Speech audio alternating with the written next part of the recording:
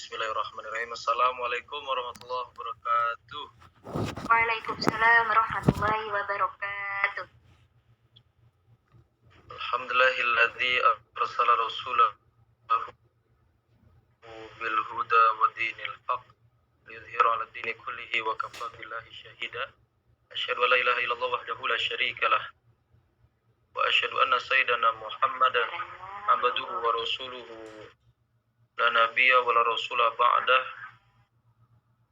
Allahumma shalli wa sallim ala sayyidina Muhammad wa ala alihi wa sahbihi ajma'in. وقال الله تعالى في كتابه الكريم وهو أصدق القائلين أعوذ بالله من الشيطان الرجيم بسم الله الرحمن الرحيم يا أيها الذين آمنوا اتقوا الله وقولوا قولا سديدا يصلح لكم أعمالكم ويغفر لكم ذنوبكم ومن يطع الله ورسوله فقد فاز فوزا عظيما وقال رسول الله صلى الله عليه وسلم Man sanna fil islami sunnatan sayatan kana alaihi wizruha wa wizru man amila biha min ba'dihi min ghairihi ayyan qusa awzarihim syai'un. Sadaqallahul azim wa sadaqa Rasulullah sallallahu alaihi wasallam wa nahnu ala dzalika minasyakirin wa dzakirin amin ya rabbal alamin. Puji syukur kita panjatkan kehadirat Allah yang mana sampai saat ini kita masih diberi nikmat. Nikmat itu banyak.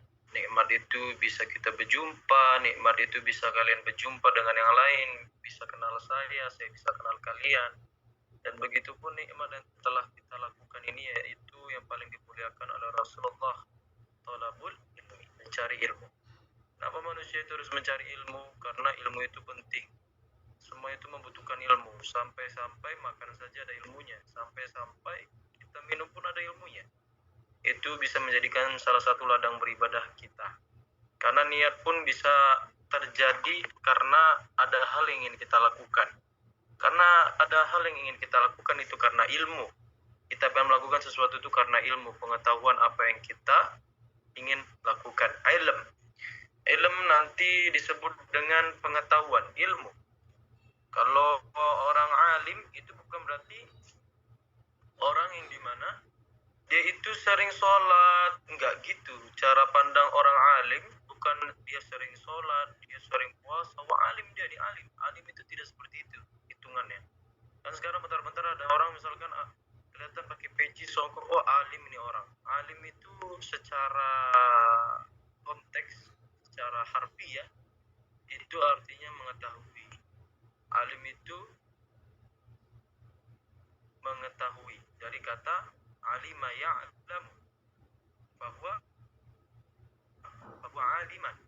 alimun itu artinya seseorang yang mengetahui. Maka dari seseorang alim ini banyak syarat-syaratnya untuk menjadikan ia panggilan sebagai orang alim. Orang guru, misalkan guru-guru kita, guru bahasa Indonesia, baru mereka itu disebut alim. Alim dalam bahasa Indonesianya, alimul lughatil arabiyyah, alimul lughatul arabiyyah. Nah, itulah mereka. Maka bentuk daripada kealiman mereka memiliki bidang masing-masingnya. Jadi alim itu secara harfiah artinya mengetahui. Syukur-syukur kalian mengetahui dalam segi agama.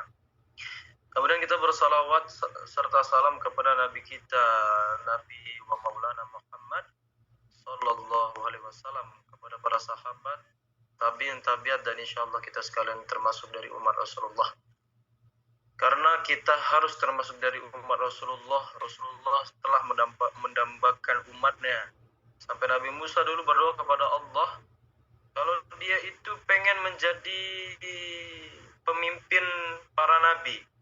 Kalau Nabi Musa itu berdoa kepada Allah, ia ingin menjadi pemimpin para nabi dia. Tapi tak dikabul oleh Allah. Kemudian dia meminta kepada Allah untuk menjadi penutup para nabi, tapi tak dikabulkan oleh Allah. Akhirnya Nabi Musa itu berdoa kepada Allah, dia angkat tangannya, ya Allah, jadikanlah aku sebagai umat baginda Sayyidina Muhammad sallallahu alaihi wasallam. Begitu indahnya kita sebagai umat Rasulullah, ya di mana dahulu ternyata Nabi Musa pernah minta sama Allah, kalau ia pengen menjadi umatnya Rasulullah, tapi tak dikabulkan juga. Apatah lagi kita kurang bersyukur kepada Allah. Kenapa kita itu jarang bersalat kepada Nabi? Kamu boleh jadi pendosa. Lakukan aish masyita fa innaka mayyit. Lakukan apa hal yang kamu sukai, karena kamu akan jadi mayit. Kamu kalau tahu kamu pendosa, kalau tahu diri kita ini pendosa, diri kita ini pezina, diri kita ini minum khamar, diri kita ini macam-macam dosa sudah diperbuat, tapi minimalnya kita jangan sampai benci dengan zuriat Rasulullah SAW.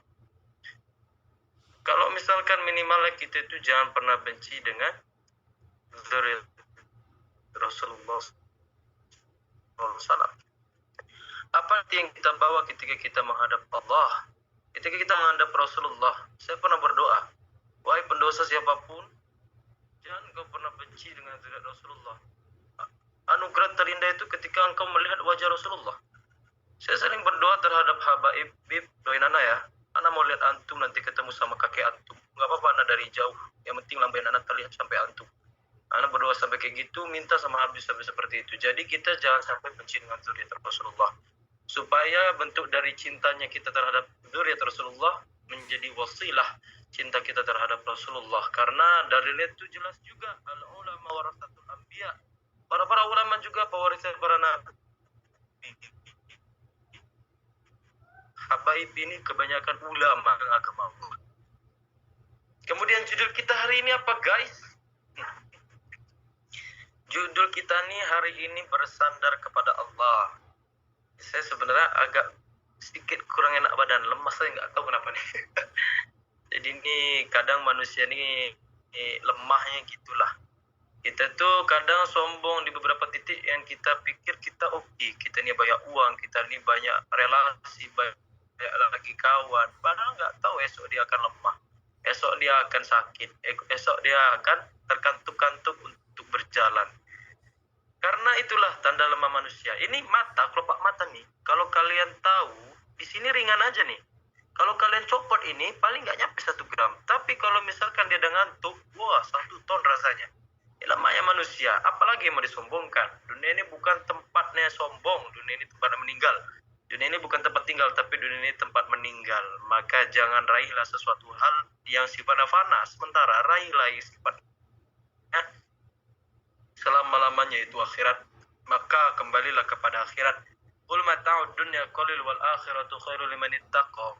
Katakanlah wahai Muhammad kepada umatmu, mata'ud dunya qalil, bahwasanya nikmat dunia itu sedikit aja. Wal akhiratu khairul liman ittaqa. Tapi akhirat itu sebaik-baik tempat orang yang bertakwa. Maka orang yang bertakwa itu yang mengejar akhirat, maka dunia akan berdiri. Karena sedikitnya nikmat, maka akan mengikuti dengan banyaknya nikmat. Paham kan? Analoginya seperti ini betul loh. Yang kayak kalau kalian lihat ada orang yang mengejar dunia, padahal dia hanya mengejar setetes air di laut. Padahal lautan itu sebenarnya adalah akhirat. Itu betul. Maka kita jangan pernah kejar dunia fana. Jangan sampai sesibuk-sibuk kau nanti hilang pula ingatku kepada Allah, ingatku kepada Rasulullah. Seakan-akan hidup selamanya. Jangan. Hidup itu seakan-akan besok akan mati, bukan hidup seakan-akan selamanya. Jika kau menganggap dunia ini akan selama-lamanya, maka engkau akan dibutakan oleh dunia. Bisa jadi dengan dunia itulah engkau merasa kekal. Dengan dunia itulah Allah berikan istidraj. Maka jangan capek-capek untuk mengejar dunia. Jangan fokuskan di sana. Kita itu punya sang pemilik, yaitu sang Khalik Allah, sang pencipta. Sandarkan hati kita. Sandar kepada makhluk. Makhluk itu akan membuat kita kecewa. Manusia itu bikin kita kecewa. Siapapun manusianya tanpa terkecuali. Kita minta sesuatu, tak dikasihnya hari ini pasti kita kecewa. Dikasihnya esok juga tetap ada rasa kecewa karena janjinya kemarin misalkan. Tempat manusia itu adalah kecewa. Jangan harapkan sesuatu hal yang kecewa, maka jangan kamu jadikan sandaran. Kamu berpikir ini saya masih ada kerja, saya tidak kerja di bank, merasa tempat ini menjadi sandaran bagi hidup saya. Salah. Tidak semua yang kamu miliki itu selamanya. Malaka laisa laka. Sesuatu hal yang milikmu itu pada hakikatnya bukan milikmu. Itu akan kembali kepada sang pencipta Allah Subhanahu wa taala. Bersandar kepada kawan, kawan itu akan merubah jadi musuh. Enggak sedikit, enggak banyak, enggak manusia yang hadir dalam hidup kita itu udah pergi. Mana-mana SD-nya dulu. Ada yang masih ingat teman-teman SMP dulu? Masih ada ingat teman SMA dulu? Itu semua udah hilang. Mereka akan sibuk dengan dirinya sendiri. Maka mereka akan pergi. Human coming and go, but Allah stay. Manusia itu pergi datang, dia kembali untuk pulang. Tapi dia akan pergi lagi ke tempat apa yang dia rasa nyaman. Tapi dia tetap Allah yang stay, Allah yang ada. Allah mau kamu dititip manapun, Allah akan tetap menerima. Ya, engkau itu rasa jijik. Ngelek kah? Betul. Ngelek? Enggak. Tes sound. Tes sound. Ngelek gak? Sinyal gak ngelek? Ngelek gak? Ini saya ngelek apa kalian yang ngelek nih? Bisa jadi dari antara kalian ngelek. Saya izin minum ya.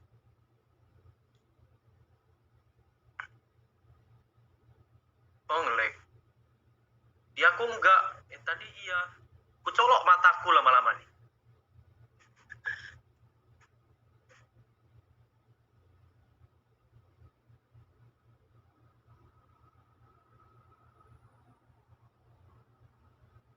Ku colok mataku lama-lama nih. Nah. Jangan katanya. Putus-putus. Makanya kalau misalkan beli sinyalnya yang dibeli. Jangan kartunya beli sinyal langsung taruh tower depan rumah. Buat kajian sakra. Sakra nih.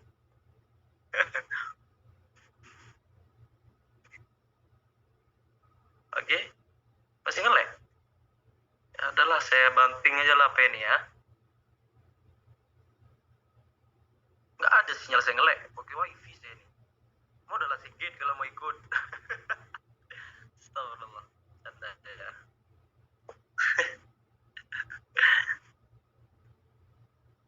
Udah.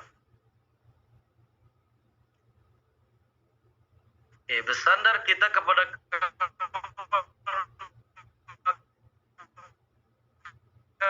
itu bisa berubah jadi tempat. Nanti kamu akan menemui bahwasannya kamu itu lebih baik mengasingkan diri dari keramaian. Tempat terbaik-baik, ya Allah. Ngelek lagi, lama-lama pakai data pula nih.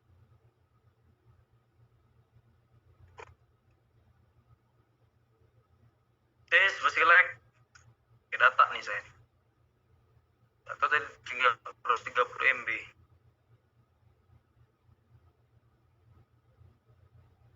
Masih ngelek gak? Tes on. Alhamdulillah. Halo? Bisa ada yang respon?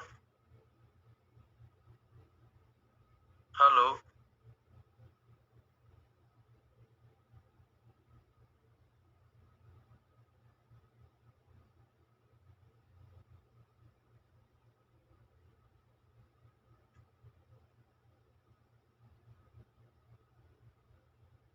Maaf Tengku, suaranya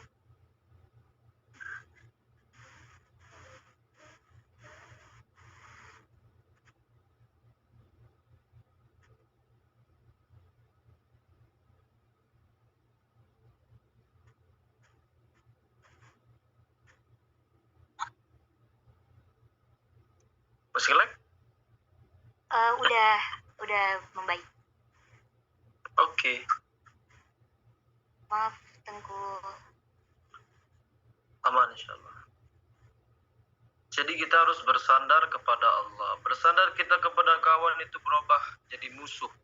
Maka pada hakikatnya tempat sandaran terbaik itu kepada Allah. Hayyun, maha hidup, la yamut. Allah nggak akan pernah mati. Maka untuk itulah kita bersandar kepada Allah.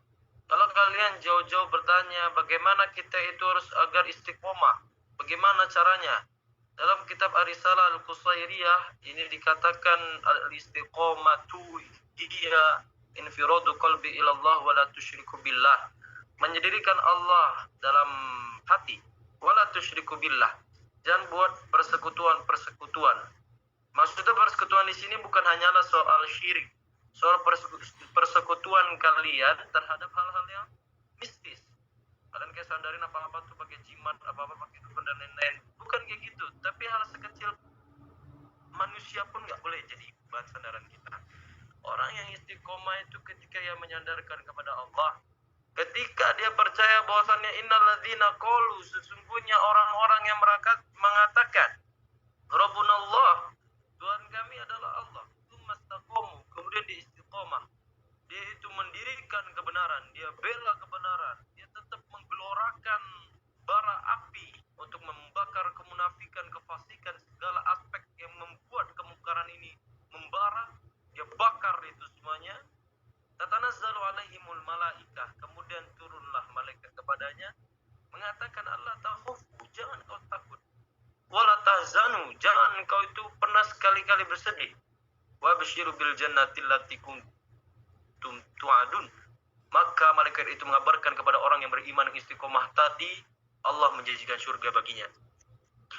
Jangan berasa kalau kalian itu sendiri, rasa capek apa-apa sendiri, kerja pagi, sore, malam, rasa kayak dunia ini seperti ini aja ya Allah. Jangan rasa kalian itu sendiri, karena pada hakikatnya dunia itu bagi orang yang beriman seperti layaknya penjara, layak tempat-tempat yang dikatakan sampah itu betul kata para ulama. Karena tempat dunia ini tidak bisa dijadikan tempat kembali pulang.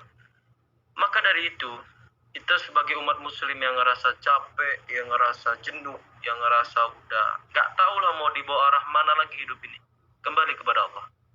Karena sudah terbelok terlalu jauh jalanmu itu, kembali kepada Allah. Udah terjauh lagi kamu itu dengan Allah, maka kembalilah kepada Allah. Allah itu rindu kamu.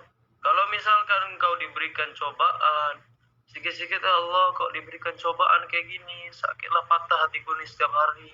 Masalah keluarga, masalah kerabat, masalah kawan yang gak ada beres-beresnya ya Allah. Kenapa dibuat kecewa terus, dibuat patah hati aku ini? Salah apa aku sama engkau ya Allah? Salah apa aku? Betul, aku udah sholat, aku capek Allah diberi ujian seperti ini. Apa nih Allah? Apa sebabnya? Apa aku ini harus jadi apa? Sering kita bertanya-tanya pastinya. Padahal di situ Allah itu ingin mengangkat derajatmu agar engkau menjadi manusia yang kuat. Idza dzaqata laka dunya faqul ya Allah. Kalau kamu merasakan rasa sempit perkara dunia, kayak sempit kali ini dunia ya Allah. Serasa saya itu nggak bisa ngapa-ngapain, mas. Macam nggak ada jalan untuk cerita-cerita dan macam nggak ada jalan untuk solusi dari masalahku ini. Bagaimana ya Allah? Maka ngadu sama Allah. Wa idza sa'alta fas'alillah, kalau minta sama Allah. Wa idza sta'anta fasta'in billah, kalau misalkan minta pertolongan sama Allah. Jangan banyak-banyak curhat sama manusia, karena manusia itu tempat kecewa. Kadang dia itu menerima cerita kita, belum tentu hatinya. Belum tentu dia itu tidak menjelekkan kita di belakang orang. Jadi belum tentu, maka ceritalah kepada Allah, curhat sama Allah. Karena sebaik-baik tempat pulang itu adalah Allah. Kemanapun burung pergi, maka ia takut tahu tempat kembali pulang. Itulah istilah yang dikemukakan oleh para pepatah yang memiliki kata-kata mutiara yang hebat, yang bisa kita kemukakan bahwasannya kemanapun kita pergi, pasti kita harusnya kembali ke Allah. Ada orang yang dia pergi dan jauh dari Allah, pergi lagi dari Allah karena ada rasa kecewa, nggak tahu syukur orang itu. Perlu dibentur hatinya. Kalau misalkan harus tahu itu harus ditampar dulu. Harus ditampar dengan istighfar. Karena kenapa? Allah itu rindu kamu. Kenapa engkau malah menjauh? Allah itu ngasih koneksi. Kalau orang dikasih musibah setelah dia jauh dari Allah, Allah ngasih koneksi. Ayo kembali yuk. Tapi kita malah jauh. Apa sih? Kita ini kurang bersyukur apa? Maksudnya kita nih apa enggak bersyukur sama Allah tuh kenapa gitu? Apa alasannya? Maka kita harus bersyukur. Kalau kita dikasih HP sama orang, misalnya contoh 20 Pro Max kita dikasih HP, kita bilang makasih, belum tentu esok dia akan kasih lagi. Tapi kalau Allah, kita dikasih hal nikmat sedikit aja, kita makasih sama Allah, alhamdulillah Allah, makasih, ini pasti datangnya dari engkau, maka besok akan ditambah. Bahkan nggak besok, ketika itu ditambah. Mungkin mungkin dari sedikit baik kita karena kita terima kasih kepada Allah, itu Allah kurangi hati kita perkara hal ujub, perkara hal hasad, iri dan dengki, bisa jadi karena amalan kebaikan kita. Maka selalu kembalilah bahwasanya kita berdosa itu karena diri kita sendiri, ya, karena diri kita sendiri. Ini saya pengen cerita, ada satu cerita yang menurut saya menarik untuk diceritakan. Jadi dahulu itu ada seorang santri, kita sebutlah namanya Zaid. Si Zaid ini ingin pangkas rambut. Ketika itu pergilah dia ke pangkas rambut. Nah, kebetulan pangkas rambutnya ini dia orang yang dimana sangat menentang Allah, padahal diri dia itu Islam. Dia itu tahu kalau Zaid ini adalah seseorang santri. Ditanyalah ketika itu si Zaid oleh tukang pangkas rambut itu, Zaid, iya bang, responnya gitu misalkan, saya itu tak percaya Allah, saya tak percaya adanya Allah. Allah itu Ar-Rahman, Ar-Rahim, Allah itu Maha Penyayang, Maha Pengasih. Kenapa hidup saya gini-gini aja? Kenapa Allah buat hancur hidup saya? Padahal Allah itu Maha Pengasih lagi Maha Penyayang. Kenapa Allah tuh buat hidup saya berantakan, tidak rapi, tidak ada yang betul dalam hidup saya? Karena yang katanya Allah tuh Maha Pengasih, Maha Penyayang. Kemudian Zaid terdiam dan tersenyum sedikit aja. Selepas dia pergi dari pangkas rambut, dia cakap ke tukang pangkas itu, bang, saya itu nggak percaya ada tukang pangkas rambut. Kenapa? Kata tukang pangkas rambut, saya ini pangkas rambut, saya tukang pangkas rambut, masa kamu nggak percaya? Kamu tadi habis cukur sama saya. Buktinya itu banyak orang-orang rambutnya masih berantakan, masih gondrong-gondrong, masih panjang-panjang. Saya nggak percaya sama abang tukang pangkas rambut. Hah? Nggak percaya? Dia ya iyalah, orang nggak datang ke saya. Kemudian Zaid mengatakan, Allah itu membuat hidup seseorang itu hancur, Allah itu membuat hidup seseorang itu kadang rusak, itu ulah dia sendiri, ulah manusia sendiri. Tapi kapan dia terakhir kembali ke Allah untuk merapikan segala kehidupannya? Bisa jadi kita itu hidupnya hancur, bisa jadi hidup kita itu rasa banyak kecewa dalam kehidupan kita, itu karena mungkin kita jarang kembali sama Allah. Itu simpelnya Zaid itu bercerita kepada pangkas rambut dan menjawab pertanyaan itu. Sangat betul lah analogi yang dibawa, karena itulah yang semestinya menguatkan hati kita. Allah itu sebaik-baiknya tempat kembali dan Allah sebaik-baiknya tempat sandaran. Bersandar kita kepada pohon itu akan runtuh, bersandar kita ke bangunan itu akan hancur, bersandar kita kepada pemimpin itu akan mati. Tak tahu lagi hartanya sampai kapan bisa jadi diwariskan, dan pewaris-warisnya itu para munafik, para orang fasik yang ingin merebutkan sebuah harta. Tak tahu. Maka daripada itu kita harus bersandar kepada Allah. Allah itu tempat sandaran-sandaran terbaik. Dan kita ketika menyandarkan Allah, maka kita mulia di hadapan Allah. Ini dikatakan oleh Syekh Ibnu Athaillah Sakandari, "Idzan turidu an ta'rifa qadruka indallahi fanzur fi madza yakimu." Kalau misalkan kau mau nengok, kau mau lihat seberapa besar, seberapa mulia kau di hadapan Allah, maka lihat seberapa besar Allah di dalam hatimu. Kalau engkau mau lihat seberapa besar Allah, seberapa mulia kamu di hadapan Allah, maka lihatlah seberapa besar Allah dalam hatimu. Jadi semua itu kembali kepada kita. Uzkuruni azkurkum. Kata Allah, ingatlah kepadaku, kepada Allah, maka aku ingat kepada kalian. Sikit aja kita ingat Allah, maka Allah akan ingat kita. Bahkan gak sikit, kadang menegur kita untuk kembali ke jalannya. Maka bersyukurlah dan pikir-pikirlah hari ini penuh dengan ketakutan ketika hari ini kita belum diberi cobaan sedikit pun. Bangun tidur saya itu banyak pikiran, banyak. Apapun aja, ada aja pikiran. Kalau laki-laki itu macam itu. Kayak laki-laki itu biasanya ya, kalau laki-laki banyak pikiran yang menghantui. Hari esok bagaimana, hari ini gimana, apa kerja gini-gini aja, harus berkembang, terus berkembang. Apalagi saya anaknya bisa diam, saya harus berkembang terus. Gimana caranya saya itu konsisten untuk tujuan saya, apa tujuan saya harus saya raih, untuk apa saya arahkan. Itulah laki-laki biasanya. Tak tahu lagi perempuan nih. Apa tujuannya tetap diarahkan kepada si doi-doi ya nih, aduh nih si apa hari-hari halu kerjaan halu si sipit itulah, misalkan Korea nih dihalui aja setiap hari, dilihat, dibayang-bayangi fotonya, padahal itu nggak akan jadi milik selama walaupun jadi milikmu mungkin suatu saat gitu kan, nggak menutup kemungkinan mungkin bisa jadi karena cinlok dia lagi ke Jakarta kepleset dia kau yang nangkap jatuh cinta lah dia bisa jadi karena itu. Nah itulah makanya itu pada akhirnya bukan milikmu ya. Jadi jangan mikirkan suatu hal yang sandarannya itu pasti kecewa. Kalau kau cinta manusia, manusia itu akan memberikan hal kecewa. Sedikit banyaknya cinta itu konsekuensinya adalah kecewa. Kau mengambil konsekuensi dalam cinta yang paling besar itu adalah kecewa. Dan titik mencintai itu adalah mengikhlaskan. Al-hubbu laisa ma'siyah. Cinta itu bukan maksiat. Al-ma'siyatu hiya an tatala'aba bi masyaalbat tatamusamal hub. Yang maksiat itu ketika kamu mempermainkan perasaan orang lain mengatasnamakan cinta. Maka jangan cinta-cintaan dengan orang lain. Kalau misalkan ngomongnya cinta padahal cuma nafsu, cinta apa cuma ujub, cinta cuma ingin mendepankan rasa takjub dia.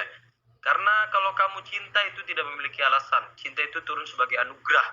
Cinta itu tidak beralasan. Kalau kamu bilang ke orang I love you karena kamu tahu dia itu punya sedikit banyaknya harta, punya sedikit banyaknya kemapanan, kegantengan yang hebat, kemudian kamu dekati, kamu bilang cinta, bullshit. I love you itu cuma bullshit. Cinta itu nggak bisa disebutkan, tapi cinta itu rasa. Cinta bisa dirasa kecewa, cinta itu bisa dirasa baik. Maka nanti fisiknya yang terlihat itu rasa kasih sayang. Kalau orang cinta muncullah rasa kasih sayang, aksi. Cinta itu adalah bukti, aksi. Inna hubbal qalbi lil muhsini tiraran. Sungguh kecintaan seseorang yang berperilaku baik sesuatu hal yang bersifat aksi, bukti nyata. Maka kalau kamu ngomong cinta sama Allah, kalau kamu ngomong cinta sama Rasulullah, buat apa kalau nggak ada aksi? Buat apa kalau nggak ada bukti? Bukti nyata kamu cinta kepada Rasulullah, cintailah zuriat Rasulullah dan banyak-banyaklah baca salawat. Kalau kau cinta dengan Allah, maka banyak-banyak kalian untuk berdoa kepada Allah meraih rahmat dan ridha. Manusia itu masuk surga bukan karena amal-amalannya, bukan, tapi karena rahmat dan ridhonya Allah. Banyak orang, tak sedikit orang itu masuk neraka yang rajin-rajin sholat nih, rajin-rajin sholat, rajin-rajin puasa, rajin-rajin zakat, yang rajin-rajin saum, yang rajin-rajin dia haji bolak-balik dia 100 kali, tapi di hati masih ada ujuk, maka dia itu dijauhkan dari rahmat dan ridha Allah. Maka daripada kita nih harus perlu tahu kalau kita itu meraih rahmat dan ridha-Nya Allah, bukan kita meraih daripada sebuah amalan. Kalau pengen meraih sebuah amalan, itulah datangkan Allah dalam hati, bukan malah manusia. Kadang manusia ini datang-datang ke masjid ini mau caper aja, si doi itu ada nggak ya ke sana? Kalau nggak mau manasi-manasi si kawan ini aja, misalkan si kawan ini nggak pernah sholat nih, si tetangga ini nih iri dengki ya, misalnya saya berangkat sholat lah, nih saya pengen kelihatan alim segala macam, nggak kayak gitu. Karena ketika engkau merasakan sebuah ibadah tapi nikmat masih dunia, maka itu sungguh adab yang terbesar. Ketika fi qulubihim marad fazadahumullahu marada. Di dalam hati itu ada penyakit, Allah tambahkan penyakit itu. Jangan sampai kita termasuk dari orang yang munafik. Maka kita raih dari rahmat dan ridha. Bagaimana cara kita raih rahmat dan ridha? Maka dengan menjalankan ibadah-ibadah Allah, niatnya karena Allah. Karena kita mau caper sama Allah, bukan caper sama manusia. Jadi tengoklah, pandai-pandailah untuk menilai apa yang perlu kita kejar, apa yang perlu kita jauhkan, apa yang perlu kita lakukan segala dari perintah Allah dan Rasulullah. Maka dekatkanlah, maka jauh-jauhkanlah sekarang perkara-perkara cinta nih. Karena banyak gak sedikit orang, hari ini dia diterima cinta, besok dia tiba-tiba dah hilang, bunuh diri lah dia, di-ghosting lah dia. Gak sedikit kira kayak gitu. Maka jangan difokuskan dari cinta atas sandaran manusia, fokus cinta atas sandaran Allah Subhanahu wa taala, supaya kita semakin kuat keimanan kita, ketakwaan kita semakin kuat, ketaatan kita semakin tebal, supaya Allah selalu memerhatikan kita. Ini adalah salah satu alasan Allah.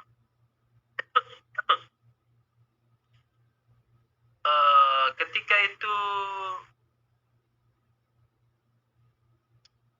ada saya cerita tuh Sayyidina Hasan wal Husain.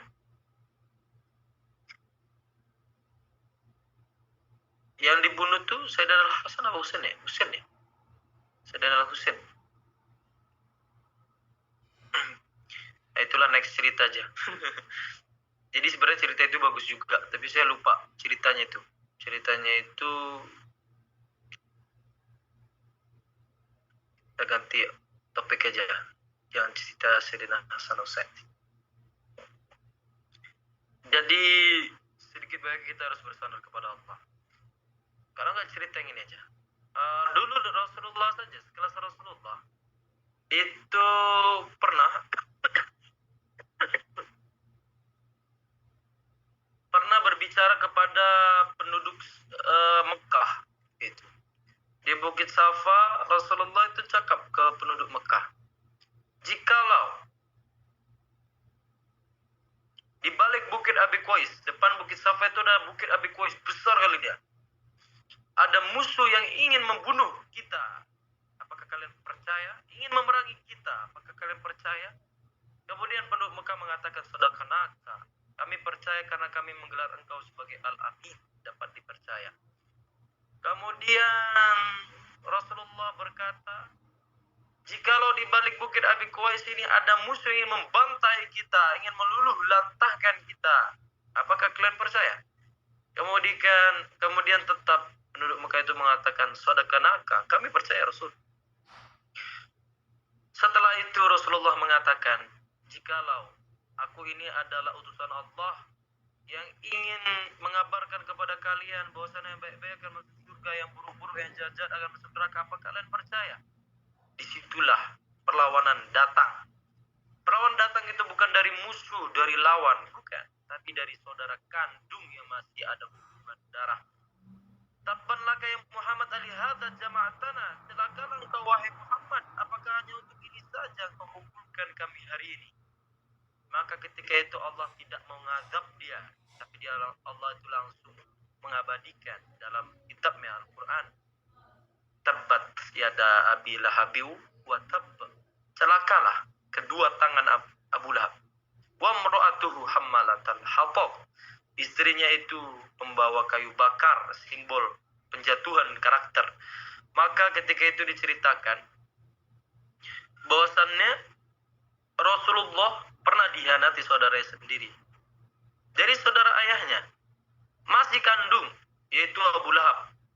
Dia mendustakan Rasulullah. Dia mengatakan, tabban laka ya Muhammad alihada jama'atana, menjadi provokatif ketika dia berkumpul dia di Bukit Safa. Disitulah langsung azab Allah turun, bukan berbentuk dengan fisik, tapi langsung azab turun berbentuk dengan kalimat, yang dimana setiap orang yang membaca maka itu bisa menjadikan amal jariah dia sebagai dosa. Orang makin tahu makin kenal dia.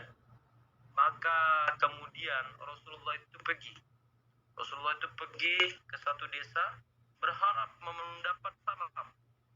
Tala'al badru alaina, mendapat salam ahlan. Ahlan itu artinya selamat engkau sebagai keluarga, datang kami sambut sebagai keluarga. Sahlan itu artinya mudah, maka engkau datang urusanmu mudah. Tapi Rasulullah tak dapat salam demikian. Rasulullah itu langsung dilempar dengan kayu, dilempar dengan pelapah kurma, dilempar dengan batu, dilempar dengan kotoran. Kemudian Rasulullah bersembunyi di balik bukit, mengangkat tangannya. Wakillatihillati Allah.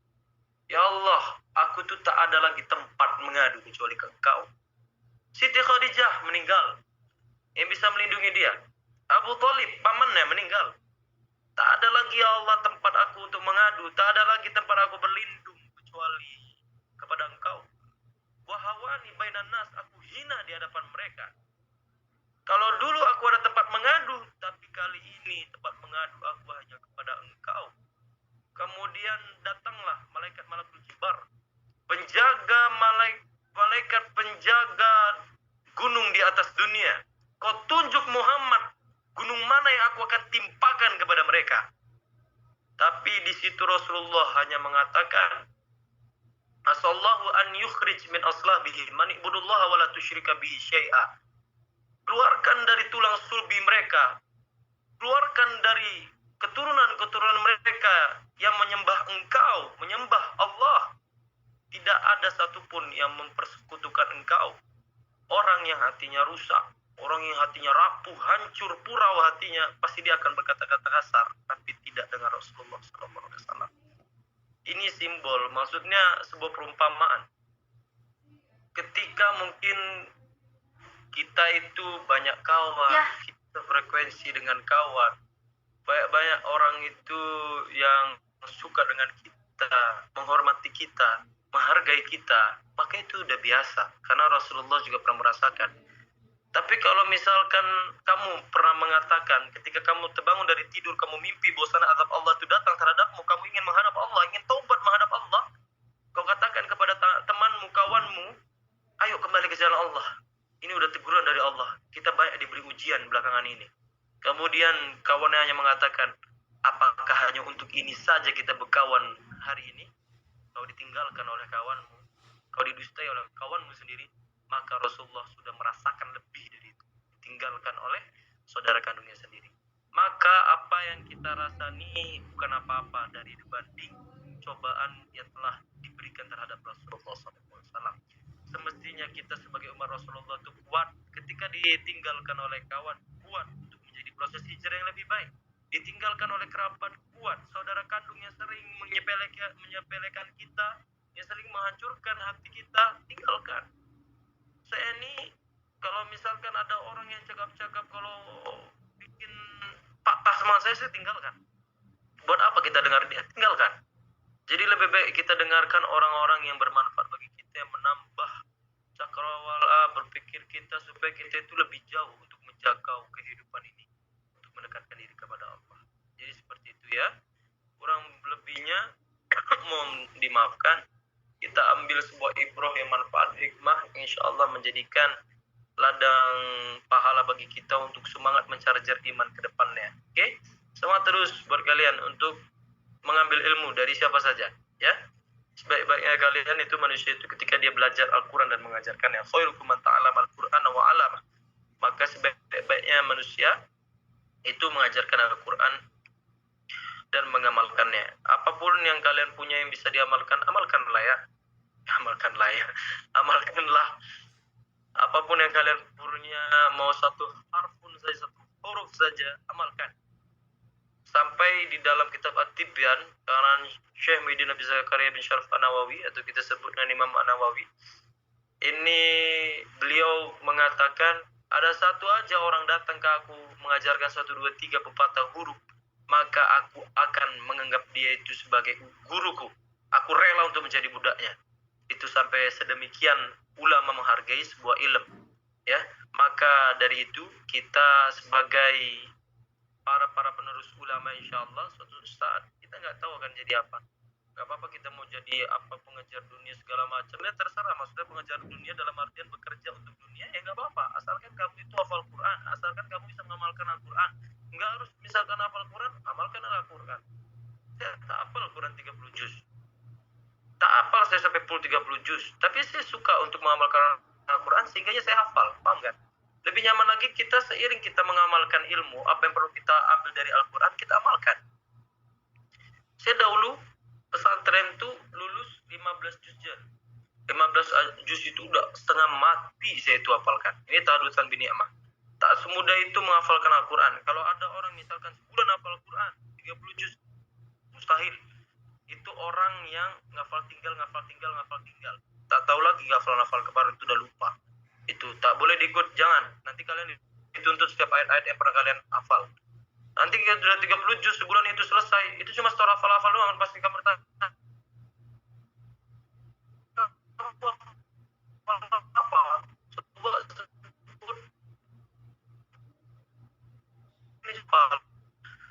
Nggak mungkin. Saya aja itu 15 juz itu kurang lebih 2 tahun setengah. Tak tahu lagi saya sekarang berapa. Ini saya banyak banget dituntut sama Allah nanti. Tapi saya lagi berusaha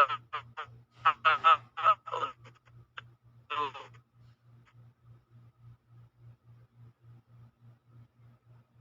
menangguh. Jangan, saya saja gini. Memang katanya penceramah itu ceramah buat kalian. Tidak. Kalian pernah dengar itu enggak? Penceramah itu dia bukan ceramah untuk kalian, bukan. Tapi dia ceramah untuk diri dia sendiri katanya. Kalau dia ceramah pay letter, dia ceramah kredit, bisa jadi dia belum bayar itu di kreditnya katanya gitu.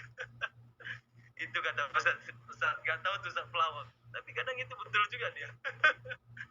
Maksudnya kita memotivasi orang macam pandai karena kita pernah melalui masa-masa demikian gitu. Tapi tak semua kayak gitu, nggak semua kayak gitu. Tapi apa yang dirasa tuh biasanya kita bisa cerita, karena kita itu nggak akan mungkin bisa cerita kecuali kita pernah merasakan. Tak bisa kita cerita sama orang yang dimana misalkan ayah saya ayah si Fulan udah almarhum, cerita nih sama kalian yang belum meninggal ayahnya, pasti kalian nggak akan cocok karena kalian nggak bisa cerita ketika kalian nggak ngerasa. Kadang kalian juga pasti pernah cerita, saya sedih gini, masalah kehidupan saya sering gini. Kalian cerita ke kawan kalian itu nggak bisa untuk ngasih solusi dan nggak pernah merasakan. Sabar ya. Apa nggak rasa pengen ditepuk sama kalian itu? Pengen ku tepuk sih kawan ini. Lu coba cerita, dia rasa rasa minta sabar aja. Bisa sabar saya dari tadi juga. Maka emosi, maka jangan cerita kepada manusia, tempat kecewa dia. Jadi cerita kepada Allah supaya menjadikan diri kita ini kuat. Jadi tanamkan di diri kita bahwasanya Allah itu ingin membuat kita kuat di ujian-ujian itu. Terakhir, kalau statement Allah itu menciptakan hari demi hari, petang demi petang, bulan demi bulan. Kemudian tahun demi tahun, Allah ciptakan itu bukan untuk nggak ada alasan gitu. Allah itu punya alasan. Allah menciptakan hari demi hari itu, bulan demi bulan. Itu untuk melihat seberapa besar keimanan kita. Apakah esok kita masih beriman? Apakah pekan depan kita ini masih beriman? Tahun depan kita masih beriman? Maka Allah itu ingin menguji manusia. Makanya saya bilang tadi, bentuk cinta dari Allah terhadap Allah itu adalah aksi yang nyata, bukti yang nyata. Allah ingin kenyataan itu dari bukti apa yang kamu katakan. Kamu cinta Allah, apa engkau kuat bertahun-tahun keimananmu terhadap Allah? Itulah alasan Allah untuk menciptakan hari demi hari. Maka syukran, barakallahu fikum. Semoga kita semua dimudahkan di jalan Allah. Jazakumullah khairan jaza. Barakallahu fikum. Wallahu a'lam bishawab. Ma asabaka min hasanatin fa min Allah wa ma asabaka min sayyi'atin fa min nafsi. Suatu hal yang baik-baik itu datang dari Allah, suatu hal yang enggak baik itu datang dari saya pribadi. Semoga saya banyak diampuni Allah dan kalian juga baik-baik diampuni Allah. Amin ya rabbal alamin. Assalamualaikum warahmatullahi wabarakatuh. Waalaikumsalam warahmatullahi wabarakatuh. Masya Allah, tabarakallah, jazakallah khairan katsiran kepada Teguh Sakra. Masya Allah, tabarakallah banget, luar biasa, memotivasi ke kita semua, para generasi Z yang lebih suka berharap kepada manusia daripada kepada Allah Ta'ala. Padahal kata Allah, fazkuruni azkurkum washkuruli wala takfurun. Baiklah, untuk mempersingkat waktu, semoga ilmu yang Tengku Sakra sampaikan kepada kita semua ini bermanfaat dan menjadi ladang jariah, amal jariah kepada beliau. Amin, Allahumma amin. Baiklah, memasuki sesi yang selanjutnya, yaitu sesi tanya jawab. Jika ada yang ingin bertanya, silakan ketik ke kolom pesan di room chat Zoom dan jangan lupa sertakan nama dan asal grupnya. Bagi teman-teman yang ingin on mic, silakan izin terlebih dahulu di kolom pesan biar host atau co-host kami akan menyalakan mikrofon kalian. Baiklah, saya batasi untuk 5 orang penanya. Silakan. 1, 2, 3. Siapa ingin bertanya? Pertanyaan saya pilih random ya teman-teman. Jadi nggak semuanya dijawab. Dan pertanyaan itu tidak boleh lewat, tidak boleh keluar dari materi yang disampaikan oleh pemateri kita. Apa, Min? Gak apa-apa. Gimana tuh? Oh, Gak apa-apa, Kak. Kalau misalkan dia mau tanya lagi di luar dari materi, gak apa-apa. oh, nggak apa-apa, boleh. Boleh yang ingin bertanya. Tapi asal jangan nanya saya aja. Kalian tuh macam-macam aja. Kadang ada yang tanya tuh, kemarin saya di komunitas, Kak udah makan? Ditanya sih udah makan.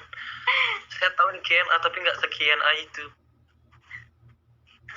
Emang biasanya tuh suka netizen Indonesia suka aneh-aneh, Ustaz. Itu yang makan santai aja mulutnya dong. Sampai kayak buaya gitu mulut. Baca bismillah coba. Kumpul di mulut, ditaruh di samping gigi. Nggak kelihatan dari sini gitu.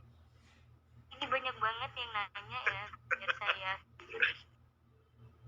Bentar.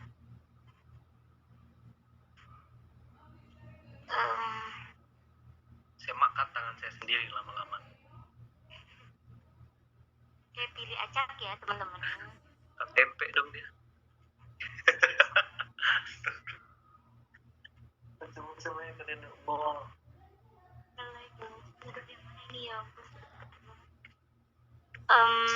Ini ada yang bertanya, tentu biar saya izin bacakan. Assalamualaikum warahmatullahi wabarakatuh. Kak, gimana caranya kita tidak harus bermaksiat dan istiqomah? Maksudnya biar saya ini ya. Gimana caranya buat kita itu nggak tergoda sama maksiat dan selalu istiqomah? Itu tentu maksud kakak ini. Monggo dijawab. Itu saya tanya kembali, emang kata siapa manusia yang nggak pengen bermaksiat? Ada. Mau sekelas zuhud para ulama pun hatinya banyak yang pengen bermaksiat. Maksiat itu adalah musuh kita. Maka tergantung kita. Wala tatabi'u khutuwati syaitan innahu lakum aduwwun mubin. Jangan kita itu ngikuti langkah-langkah syaitan. Innahu lakum aduwwun mubin. Sungguh syaitan itu adalah musuh nyata bagi kita. Secara tergoda, maka itulah ujian manusia. Karena dulu iblis itu udah janji sama Allah. Wa qala la attakhidanna min ibadika nasiban mafruḍa. Akan dibuatnya sesat jalan-jalan orang yang durhaka terhadap Allah. Wala udillannahum. Kata iblis, aku akan membuat dia itu betul sesat. Itu kalau diartikan Indonesia. Wala umanniyannahum. Aku akan buat haluan di pikiran mereka. Semoga mereka itu ibaratnya jauh dari jalan Allah. Itulah tujuan syaitan. Jadi godaan-godaan yang datang itu bisa jadi karena nafsu kita terdorong oleh syaitan. Nafsu kita ini. Makanya kita itu harus pandai-pandai untuk tazkiyatun nufus, untuk mensucikan jiwa kita. Bagaimana caranya mensucikan jiwa? Itulah guna thariqah. Thariqah itu adalah jalan. Kalau kita misalkan nanya gimana caranya jauh ke godaan syaitan, maka ada thariqah. Thariqah itu jalannya. Thariqah itu dari kata-kata jalan yang kita tempuh, jalan tujuan apa yang kita arahkan dalam hal yang ingin kita tuju. Kita ingin menyampai jalan itu pasti ada tahu jalannya. Saya pengen ke Jawa Tengah, saya harus lewat ini, lewat itu, baru saya nyampe ke Jawa Tengah. Betul? Salah. Betul apa salah? Betul. Makanya jalan itu kita ikuti dengan thariqah. Ada thariqah an-naqsabandiyah, ada thariqah qadriyah dari Syekh Abdul Qadir Al-Jilalain, ada naqsabandi wa qadriyah. Dan ini dari Bahauddin an-Naqsabandi, ada juga thariqah apa tuh namanya? Rifaiyah dari Ahmad Rifai. Lalu bagaimana untuk kita nih yang awam? Kita mau ikut thariqah takut kita. Makanya saya tanya itu ke guru saya, ayo torikin ya abi. Idzan uridu an akuna aliman. Insyaallah sakunu aliman minal ulama'i. Bagaimana caranya saya mendapatkan thariqah ya abi? Saya nanya ke kiai saya. Untuk menjadikan saya sebagai ulama, saya ingin jadi ulama untuk membangkitkan derajat orang tua saya. Derajat orang tua saya ini hanya orang desa ya, abi. Saya ingin orang desa ini menjadi ulama. Seenggaknya mama saya susah-susah dulu dia mendidik saya. Dia tidak ada sia-sia sedikit pun untuk mendidik saya. Saya ingin mengangkat derajat mama saya. Saya ingin mengangkat derajat ayah saya. Bagaimana? Maka dia jawab, peganglah Al-Quran. dan perdalami bahasa Arab. Itu aja yang dijawab ke saya. Peganglah Al-Quran. Jangan bukan dipegang aja. Kalau dalam Al-Quran, oh tengok, wah kata Toriko, abang Sakar, abang Tengku nih, katanya pegang Al-Quran. Bentar-bentar sikit-sikit masuk masjid pegang Al-Quran, ini pegang aja, nggak pegang apa-apain. Enggak ya. Tapi maksudnya adalah pegang dalam hati betul. Maksudnya kamu itu benar-benar mendalami Al-Quran, belajar Al-Quran. Kemudian perdalam bahasa Arab, ta'alam min lughatil arabiyyah. Baca, belajarlah bahasa Arab. Saya belajar akhirnya. Dan juga Al-Quran saya perdalami akhirnya. Karena itulah kata gini, analoginya seperti ini. Anzalallahu al-Qur'ana 'alal malaika anzalallahu al-Qur'ana 'alal malak fasara sayyidul malaika. Ketika Al-Qur'an diturunkan kepada salah satu malaikat, malaikat siapa? Malaikat Israel. Betul kalian. Malaikat Jibril alaihissalatu wassalam, maka jadilah malaikat Jibril itu pemimpinnya para malaikat. Anzalallahu al-Qur'ana 'ala nabi fasara sayyidul anbiya. Ketika Al-Qur'an diturunkan kepada salah satu nabinya, nabi siapa? Nabi Adam. Nabi Adam. Nabi Muhammad sallallahu alaihi wasallam, maka jadilah Nabi Muhammad itu pemimpinnya para nabi, penutupnya dia para nabi. Anzalallahu al-Qur'an ala syahr fasara sayyidul syuhur. Ketika Al-Qur'an diturunkan kepada salah satu bulannya, bulan apa? Januari. Ramadan. Januari. Lagu Glenn Fredly. Bulan Ramadan, maka jadilah bulan Ramadan itu bulan yang paling mulia. Syahrul Ramadan alladzi unzila fihi al-Qur'an. Wa anzalallahu al-Qur'ana ala lail fasara sayyidul layalin. Ketika Al-Qur'an diturunkan ke salah satu malamnya. Malam apa? Malam pertama. Wah, parah nih. Ini jawab malam pertama nih. Malam Lailatul Qadar, maka jadilah malam Lailatul Qadar itu khairum min alfi syahr. Malam itu lebih baik lagi dari beribu-ribu malam lainnya. Maka ketika Al-Qur'an diturunkan kepada salah satu hati hambanya, siapa? Kita nih. Kita tuh punya hati nggak sih? Coba tes deh. Kalian tuh cinta terlalu dalam ke orang, kemudian lihat orang itu selingkuh depan mata kalian. Nah itu coba tes, hati kalian punya nggak? Apa sekeras itu hati kalian nggak rasa sakit? Sakit pasti. Maka itulah hati namanya. Diturunkan kepada kalian itu Al-Quran, disandarkan atas kalian, jebret. Maka kalian jadi khairum man ta'allama al-Qur'ana wa 'allamah. Sebaik-baiknya lagi manusia itu ketika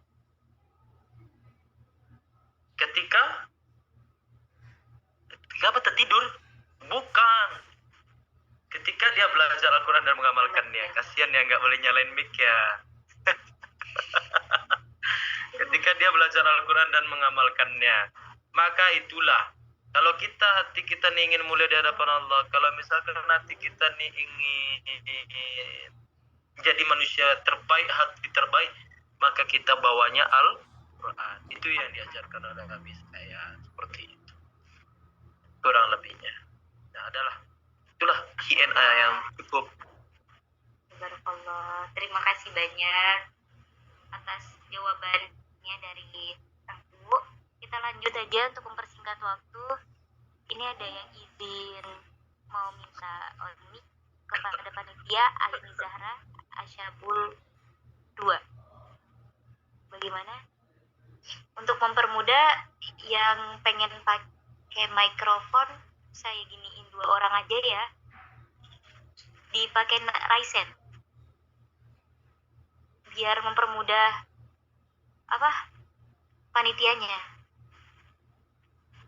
host dan co-hostnya. Buat 2 orang tercepat pakai Ryzen. Sambil menunggu kita cari pertanyaan yang lain.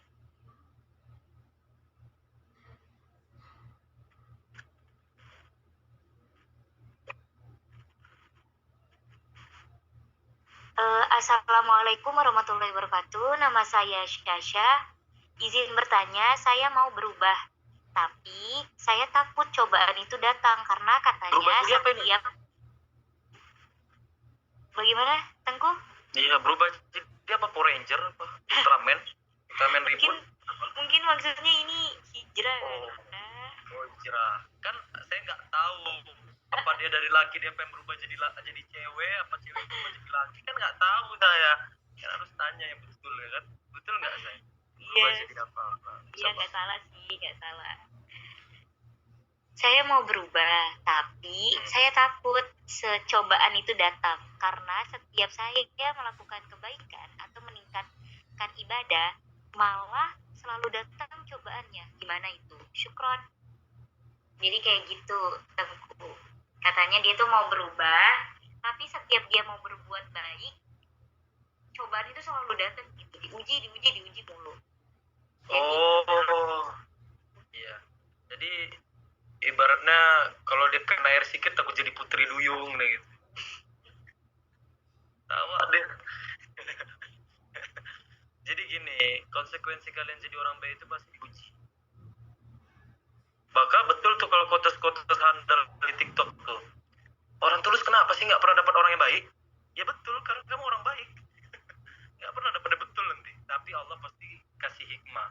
Hikmah itu ya suatu hal yang bijak yang cocok buat engkau. Jadi gini, ada salah satu dalil. Ini dalil dari Al-Syartidun Al-Bukhari. Dan ini dalilnya kelas 2, level 2 pasti sahih. Mengatakan man yuridillahu bihi khairan yusib minhu. Man yuridillahu, barang siapa yang ia dikehendaki menjadi orang baik, dia ditakdirkan oleh Allah jadi orang baik, yusib minhu. Bihi khairan yusib minhu, maka dia ditimpakan dalam satu cobaan. Orang baik itu pasti dikasih cobaan. Karena orang baik itu harus kuat mentalnya. Makanya kalau tanamkan prinsip dalam hati kalian itu untuk kenapa ini disertakan judul bersandar kepada Allah, supaya kalian gak takut. Karena ada masalah datang ke Allah, lari ke Allah. Bukan lari kemana-mana, apalagi maraton. Enggak kayak gitu ceritanya. Tapi larilah ke Allah. Ya, jadi datang tuh larinya ke Allah. Jangan sikit-sikit datang baper ke Allah buat maksiat. Ah udahlah, saya maksiat karena Allah. Allah buat kecewa saya terus. Kamu yang buat kecewa Allah. Betul nggak? Allah itu nggak pernah benci sama pendosa. Allah tuh benci sama dosa. Kita banyak dosa, tapi Allah nggak benci sama kita. Kita benci sama dosa apa yang kita miliki. Sebaik itu Allah. Kenapa kita nih kadang tak tahu diri? Maka jangan pernah takut. Jangan pernah takut. Tanamkan prinsip. Kalau prinsip saya, berjuta-juta orang, sampai satu pun tidak ada yang menyukai saya tak takut. Yang penting Allah tuh sayang sama saya. Allah cinta sama saya. Itu. Sampai segitunya. Harus sampai seperti itu. Jadi jangan kita harapkan orang itu supaya suka sama kita. Tak. Tapi harapkan kalau kita itu disukai oleh Allah. Ya.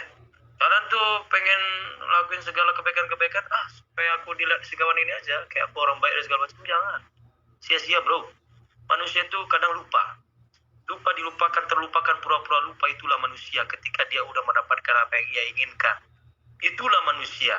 Maka jangan pernah selalu merasa terlalu penting dalam kehidupan seseorang. Karena manusia itu kadang lupa ketika ia mendapatkan apa yang ia inginkan. Itulah manusia. Jadi makanya judul kita ini udah menjadi jawaban dari semua pertanyaan di tema kita ini. Bersandarlah kepada siapa?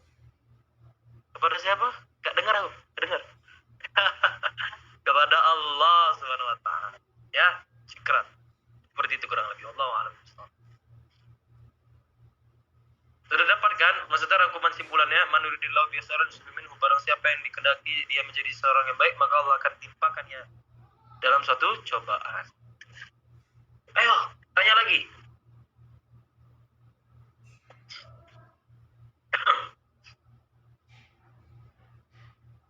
Orang pada angkat tangan, saya angkat kaki nanti nih.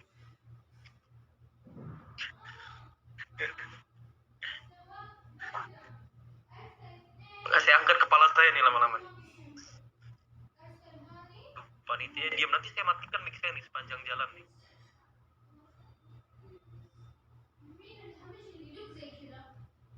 Ini saya jadi moderator. Aka, kemana dia? Kalau nggak saya pamit mengundurkan diri lah. Tadi dia. Postingannya. Dia, memang kayak gitulah perempuan suka mengghosting. Memang perempuan inilah. Semua perempuan sama aja. Gak bercanda ya. Terakhir, Assalamualaikum, Afwan, Ana izin bertanya. Misalnya meninggal